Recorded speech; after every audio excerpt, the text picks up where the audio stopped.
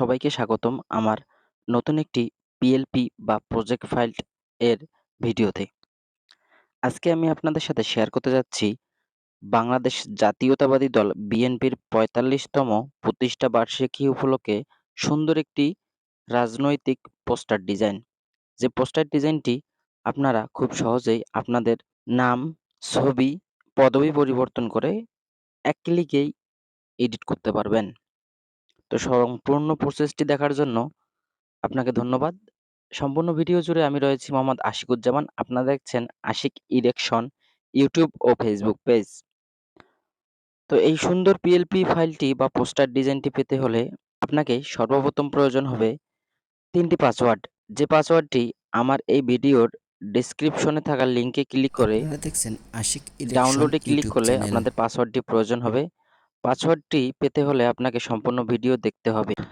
তো আমার এই ভিডিওর ডিসক্রিপশন বক্সের লিঙ্কে ক্লিক করে সঠিক পাসওয়ার্ড দিয়ে ডাউনলোড করার পর আপনাদের সরাসরি চলে যেতে হবে পিক্সেল ল্যাব অ্যাপ্লিকেশনে। পিক্সেল ল্যাব অ্যাপ্লিকেশনে আসার পর আপনাদের সামনে ঠিক এরকম একটি ইন্টারফেস আসবে। তো এখান থেকে আপনারা সিম্পলি 3 ডট মেনুতে ক্লিক করবেন। ক্লিক করার পর ওপেন পিএলপি ফাইল। আপনারা দেখছেন আশিক ইলেকশন ইউটিউব 3টি চ্যানেল। সঠিক পাসওয়ার্ড দিয়ে ডাউনলোড করলে আপনাদের সামনে শো করবে 1st সেপ্টেম্বর বিএনপি পিএলপি। এটাতে সিম্পলি ক্লিক করবেন। ক্লিক করার পর ওকে করে দিবেন। তারপর একটু ব্যাকে ক্লিক করবেন। ব্যাকে ক্লিক করার পর আপনাদের সামনে ঠিক এরকম একটি ইন্টারফেস আসবে।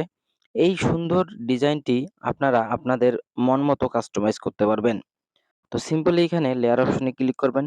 লেয়ার অপশনে ক্লিক করার পর আপনারা দেখছেন Ashik election first of all YouTube আমি চ্যানেল। দেখাচ্ছি নাম মোহাম্মদ আশিকুজ্জামান। আমার নাম মোহাম্মদ আশিকুজ্জামান। এখান থেকে আমি এডিট অপশনে ক্লিক করলাম। এখানে আপনারা আপনাদের নাম বসায় দিতে পারবেন। তো নাম পরিবর্তন করার পর আপনারা চলে যাবেন পদবিতে গ্রাফিক্স ডিজাইনার এখানে দেয়া আছে।